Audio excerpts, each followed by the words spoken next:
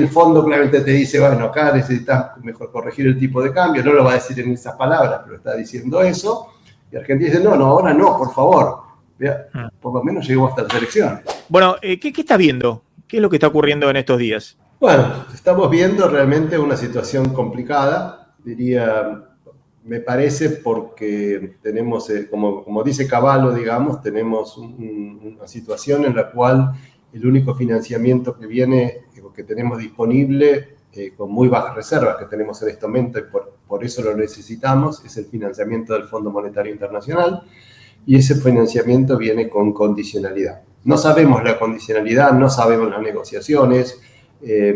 Digamos, si uno se imagina cómo serán esas discusiones, el fondo quiere flexibilidad en el tipo de cambio, flexibilidad que puede ser de muchas maneras, pero probablemente algo de flotación sucia, una flotación administrada, donde se eviten saltos bruscos, pero que el tipo de cambio de alguna forma responda a las presiones de oferta y demanda en el mercado.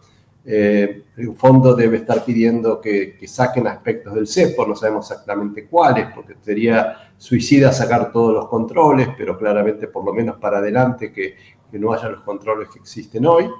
Y por otro lado, un gobierno que ve las elecciones, se preocupa por la inflación, los últimos números de inflación no son muy buenos, por lo menos son buenos cuando uno mira en perspectiva, no son buenos de acuerdo a lo que el gobierno tenía expectativas de que iba a venir la inflación acercarse al 1%.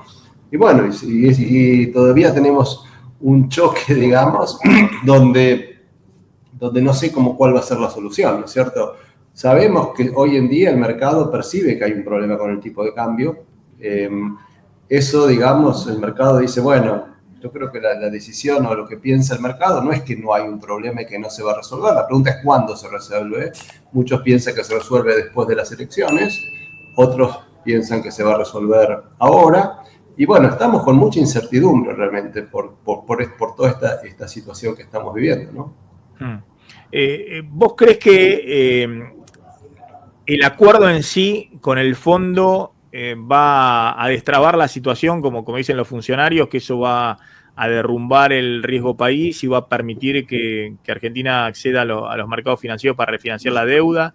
Y de esa manera... Sí. No, depende fundamentalmente de cómo sea el acuerdo, digamos. Digamos, el acuerdo va a depender de todos los detalles, digamos. O sea, acá yo creo que el mercado y muchos operadores están pensando, bueno, si se puede con un acuerdo destrabar la incertidumbre. Si el acuerdo es un acuerdo, digamos, que pone exigencias grandes de acumulación de reservas, y por lo tanto la gente no está cómoda con que centrarlas puede ganar con este tipo de cambio, y bueno, la incertidumbre no va a desaparecer. Aparte tenemos un tema adicional, ¿no? Que es que el mercado internacional está muy complicado. No estamos hablando de un mercado en el cual es fácil pensar que el riesgo país se va a desplomar. A fin de año estábamos a 570, digamos. Hoy estamos arriba de los 800, 830, algo así. Y digamos, es difícil pensar que muy rápidamente ese riesgo país puede caer y que Argentina va a tener un montón de dólares en el mercado financiero que van a querer venir para financiar al Tesoro o que van a entrar a reservas. Entonces, la verdad es que es una situación compleja, no es la primera vez que la vive Argentina. Lo que sí es cierto es que Argentina en muchos sentidos está mucho más fuerte que en otros momentos que vivió situaciones similares. ¿Está más fuerte en qué sentido? Está más fuerte en que tiene equilibrio fiscal. Realmente estas situaciones complejas se dan con desequilibrio fiscal. Justamente el desequilibrio fiscal es la fuente de todos los problemas, generalmente en las crisis cambiarias, digamos. Uno mira para atrás, uno dice, fíjate Macri en 2018, que fue una situación bastante complicada, había un desequilibrio fiscal enorme, había un déficit en cuenta corriente importante. Hoy, digamos, si vos lo mirás en base caja, hay déficit en base, digamos, lo sería de vengado o balance de pagos tradicional, no hay un déficit en la cuenta corriente, estás más o menos bien. O sea, no significa que con eso es garantía de que el tipo de cambio está bien o que no hay problemas, pero no tenés los desequilibrios de antes, Yo creo que nadie duda de que Argentina va a pagar su deuda. Yo no veo que acá tengamos problemas en los bancos, en la deuda. Es un problema puramente cambiario. Eso es lo que hay que entender. Es un problema puramente cambiario que tal vez en otro momento se hubiera resuelto con un salto en el tipo de cambio. Ahora es mucho más complejo porque tenemos elecciones, y esas elecciones son cruciales, y un salto en el tipo de cambio sería muy disruptivo para la inflación, y creo que ese es el gran problema que estamos hoy. El timing del problema es horrible, es muy mal timing, porque, digamos, el mercado, por ahí el fondo claramente te dice, bueno, acá necesitas mejor corregir el tipo de cambio, no lo va a decir en esas palabras, pero está diciendo eso, y Argentina dice, no, ahora no, por favor, por lo menos llegó hasta las elecciones. Martín, Amílcar. Sí, Miguel, ¿qué tal? Si el gobierno en el corto plazo logra revertir la tensión, aunque sea mediante la intervención, o sea, baja la brecha, que de todas maneras me parece que no es el indicador más preocupante de esta tensión, dado que es una brecha de 20% nada más, pero baja el dólar futuro y lo pone por debajo de la tasa, por más que sea con intervención. ¿Vos creés que restableciendo esa ecuación, digamos, a un escenario similar a antes de estas vísperas del acuerdo con el fondo, los agentes económicos van a volver a liquidar los exportadores, a tomar deuda comercial los importadores, o ya está, digamos, el mercado no va a creer más en la continuidad de ese esquema? Martín, me pregunta difícil, ojalá supiera la respuesta a eso, pero mi impresión es la siguiente. Yo creo que a lo mejor le sale. O sea, cuando llega el fondo, si el fondo se pone menos exigente en términos de la condicionalidad, puede llegar por un tiempito a un nuevo equilibrio, donde la gente empiece, donde realmente haya pasado el sobresalto y se pueda pasar este momento sin cambiar en lo fundamental la regla cambiaria. Yo creo que algo tiene que cambiar, no puede seguir todo exactamente igual. Seguramente tendrán que sacar el dólar blend, a lo mejor hacen una pequeña banda que se desliza al 1%, al 1 o al 2%, o sea, algo pequeño va a tener que ceder el gobierno, porque no puede seguir todo igual, y el fondo desembolsarte alegremente 8.000 millones, yo creo que al staff del fondo lo echan directamente, si pasa eso. Entonces yo creo que algo va a cambiar, pero puede ser mucho la dirección que vos estás diciendo, Martín, que haga un pequeño cambio, sacan el dólar blend, le dan un poquito más de flexibilidad al tipo de cambio oficial, y en vez de devaluarse al 1, se devalúa al 3, qué sé yo, cosas mínimas, y puede de alguna forma, a lo mejor, si viene con mucho apoyo del fondo y dólares, y más del Banco Mundial, más el BID, más la CAF, por ahí te descomprimís. Ahora, lo que no evitás es que pueda haber un segundo evento o episodio similar a este, a medida que nos acerquemos a las elecciones, y vuelva a aparecer el temor, digamos, a un ajuste más fuerte, ya no impulsado por el fondo, sino mismo por el mercado, ¿no? Eso no se puede descartar. Pero sí puede pasar lo que vos estás diciendo, y que tengamos 2-3 meses tranquilos. Me parece llamativo lo que mencionaste, un crawling de 3% como una alternativa, que nadie lo pensó. No sé si... No, qué sé yo, no, pero se habló de un poco más de flexibilidad. Lo mencionaron varias veces. Sí, no, el gobierno lo desmiente totalmente, que puedan volver a subir el crawling. Me parece que sería como una especie de derrota conceptual, digamos, volver a usar el crawling para arriba, ¿no? Milei dice, yo lo transmití, y Milei decía, bueno, 2 escenarios según lo que nos enviaba inicialmente el Fondo Monetario. Si el desembolso inicial era grande, como pedía el gobierno, iban a un esquema de flotación. Si el desembolso era chico y se esparcía en el tiempo, se distribuían los desembolsos, seguían con el crawling al 1 para converger con el IPC al 1%. Entonces, es decir, ya transmitir eso es generar incertidumbre, porque está diciendo o una cosa o la otra, y me parece que, bueno, el gobierno, por un lado, transmitió bastante eso las últimas semanas, y también llamó la atención cómo salió Caputo a dudar de la regla que él aseguraba que era inmutable, ¿no? La del crawling al 1, que lo habían bajado el mes pasado. Exactamente, él salió no me acuerdo con quién. No, exactamente, yo me baso en esto de crawl que se desliza al 1, porque dijeron que a lo mejor había quedado un poco de volatilidad al mercado y no ser, pero poco, yo por eso digo, poco no es 10%, poco es 2-3%, una cosita mínima como para que el fondo diga, conseguir flexibilidad, pues el fondo no puede dar 8.000 palos upfront a cambio de nada, a cambio de sacar el blend, eso es lo que va a conseguir, me parece que sería demasiado poco. Por ahí el 3% hasta puede ser contraproducente. Yo digo 3% que igual era al 1, pero le das volatilidad, le das una banda donde puede moverse y se termina moviéndose 3. Pero lo que te quiero decir es que yo no creo que todo siga exactamente igual. Si es poquito lo que se mueve, el gobierno lo puede defender. Ahora, si se mueve 30%, que no creo que sea el caso, el gobierno no lo puede defender. De muy poquito decís, bueno, seguimos con una regla, le damos un poquito más de flexibilidad, pero la regla se mantiene. No devaluamos.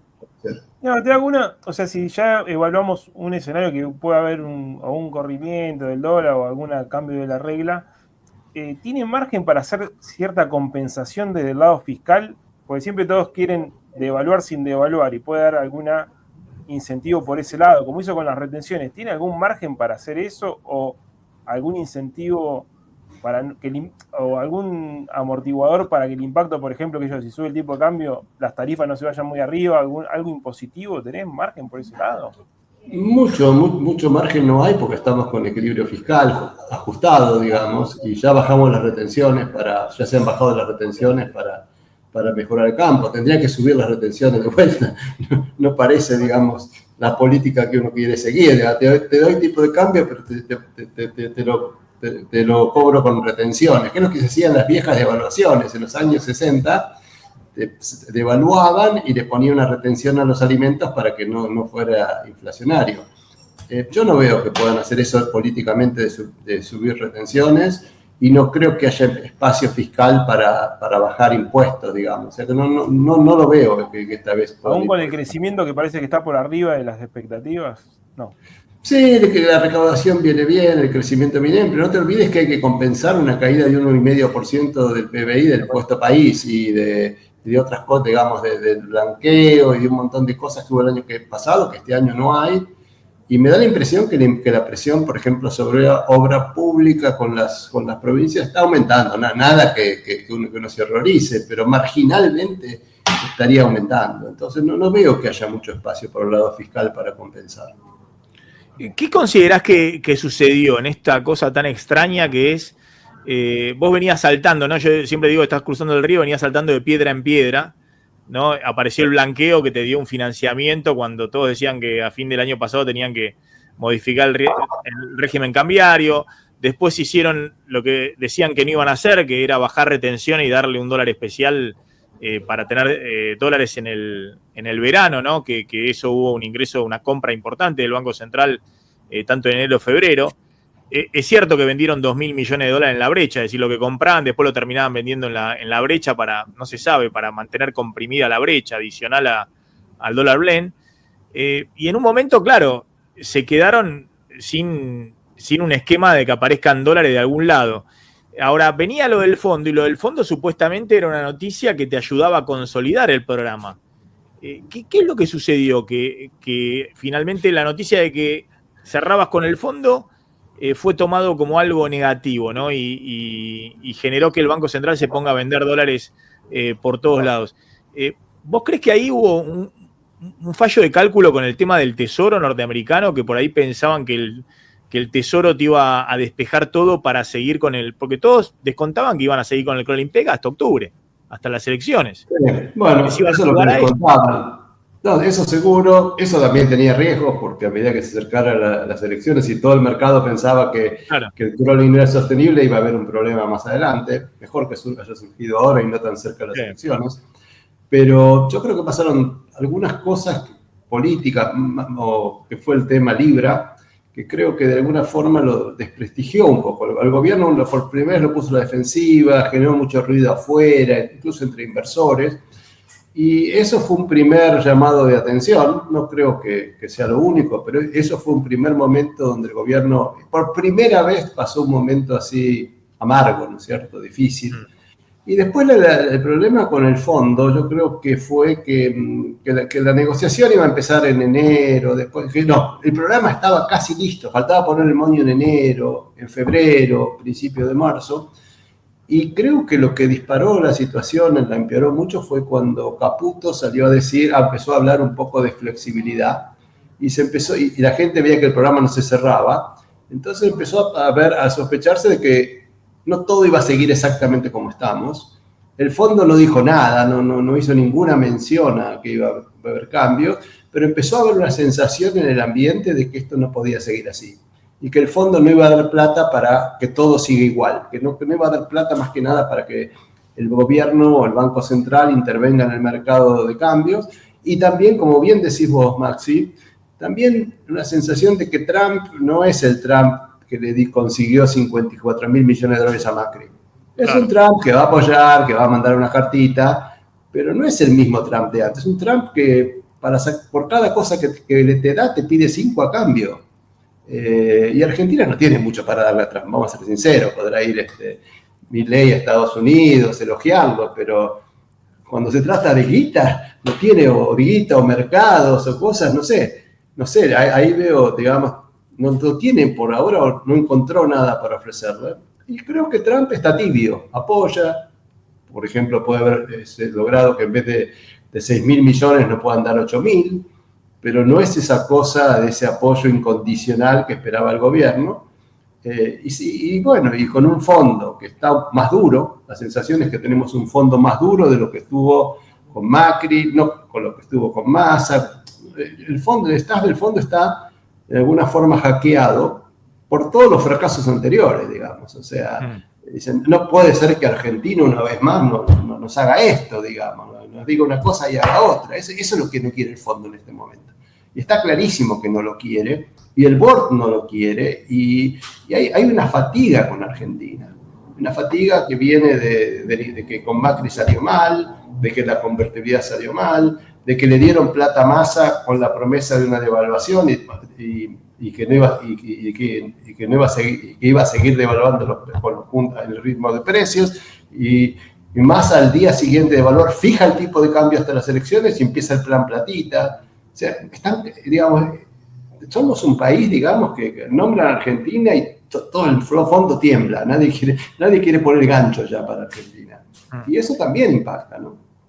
También convengamos que en este esquema de guerras comercial y este mundo tan inestable, ir a un esquema cambiario de tipo de cambio fijo, a la Riazu, es un tanto exótico, ¿no?